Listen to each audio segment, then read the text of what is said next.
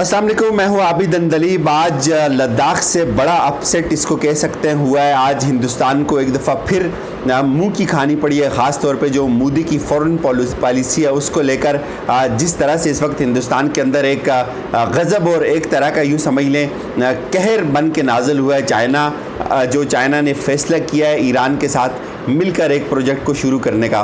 पूरे हिंदुस्तान के अंदर कल तक जो है वो बड़ी शादियाने और बड़े जश्न और खुशियाँ मनाई जाती थी कश्मीरियों के खून पे। कल भी एक कश्मीरी को वहाँ शहीद किया गया, लेकिन आज जो चाइना की तरफ से उनको मुंह की खानी पड़ी है। इससे पहले लद्दाख में उसके बाद फिर जो नेपाल के साथ ने इनके साथ किया, और उसके बाद जो श्रीलंका ने उनके साथ किया, उसके बाद जो पाकिस्तान उनके साथ कर रहा है। और लेकिन अब जो ईरान की तरफ से आया, ये उन सारी जो एक्टिविटीज़ थी, जो सारी डेवलपमेंट्स थी, उसका एक निचोड़ है। प्रैक्टिकली इसका हिंदुस्तान को कितना बड़ा लॉस होगा, ये सब हुआ क्या। अगर आप ये समझते हैं कि सारी जो एक्टिविटी है इसमें पाकिस्तान नहीं है या पाकिस्तान कहीं ऑन बोर्ड नहीं है, तो आप गलत समझ रहे हैं। मैं आपको फिर बताऊंगा वही बात जो कुछ अरसा कबल मैंने अपनी वीडियो में भी उसका जिक्र किया था। तो एक पाकिस्तान के बड़े ही फ़हम व फरासत वाले जो एक समझ लें एक इंटेलेक्चुअल, उनसे मैंने पूछा था कि पाकिस्तान को आप कहाँ रेट कर रहे हैं और हिंदुस्तान को कहाँ रेट कर रहे हैं अगले कुछ सालों में। तो उन्होंने कहा था कि इस वक्त जो है वो हिंदुस्तान बेशक ये बात करता है कि हमने पाकिस्तान को इनसर्कल करना है, हमने पाकिस्तान को जो है वो अकेला करना है। लेकिन आप ये बात देखिएगा, एक साल के अंदर अंदर जो हिंदुस्तान के साथ होगा, जिस तरह से हिंदुस्तान इनसर्कल होगा, उसकी कोई एग्जाम्पल भी नहीं मिलेगी आपको। हिंदुस्तान इतनी बुरी तरह से जो है वो पिट जाएगा। आज बेशक हिंदुस्तान जो है वो मोदी बड़ा करीब जाता है ट्रंप के, और ट्रंप उसके हक में ट्वीट्स करता है। बेशक मोदी रूस के दौरे करता हो, लेकिन आप ये देखिएगा प्रैक्टिकली जैसे ही रजीम तब्दील होंगे उसके बाद सूरत हाल बदल जाएगी। जितने भी नाइबरिंग कंट्रीज़ हैं, ये एक बड़ी चीज़ थी।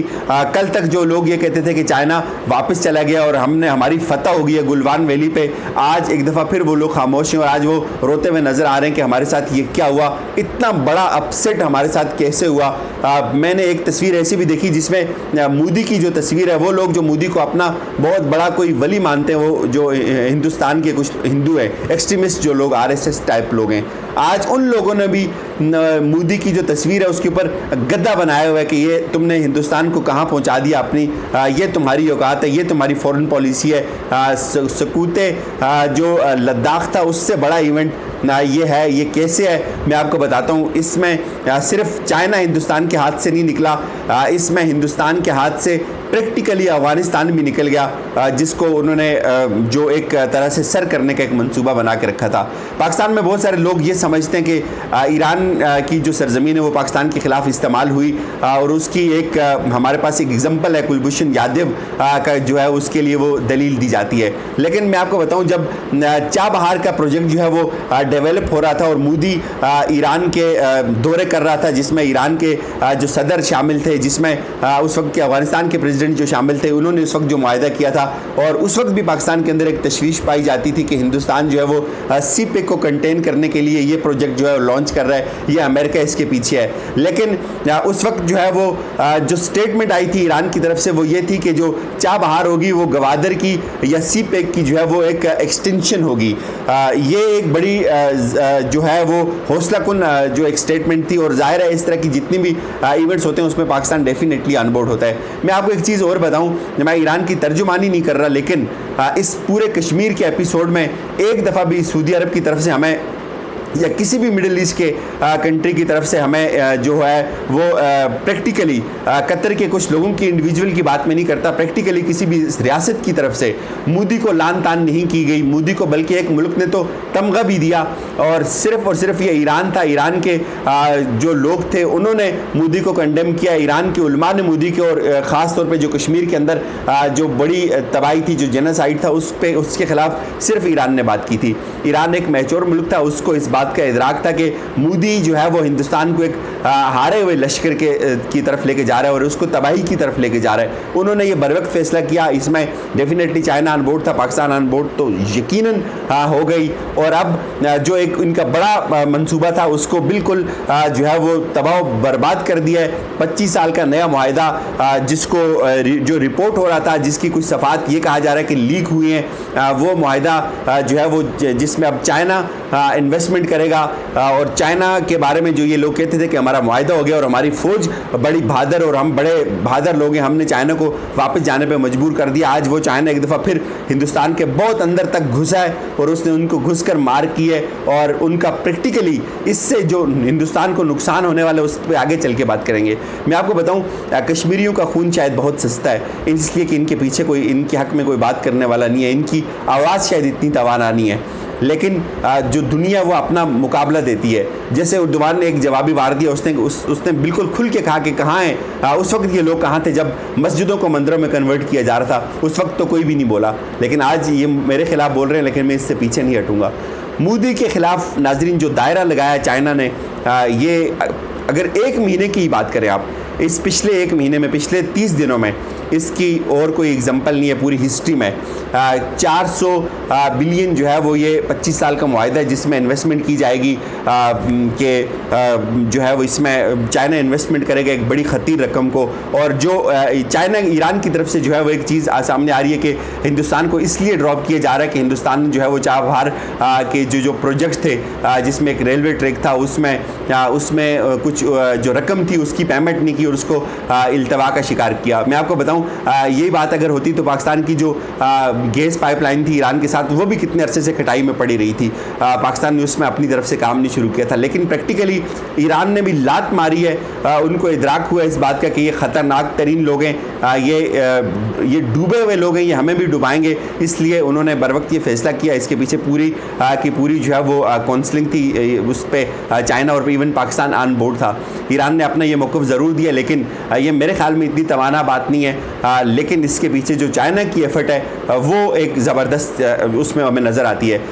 ये ज़ेडान तक जो है वो एक ट्रैक बनना है जिसमें एक ऑयल रिफाइनरी की बात की जाती है। एक ऑयल रिफाइनरी जो है वो डेवलप की जाएगी, ड्यूटी फ्री जोन जो होगा वो होगा इसमें। लेकिन जो 4 साल कबल इसी तरह का मुआहिदा किया था हिंदुस्तान ने, जिसमें बड़ी शादियाने बजाए गए थे हिंदुस्तान की हुकूमत की तरफ से कि हम एक रेलवे के एक प्रोजेक्ट बनाएंगे, लेकिन वो सारे का सारा आज उन्होंने उठा के रद्दी की टोकरी में डाल दिया वो सारा मुआहिदा।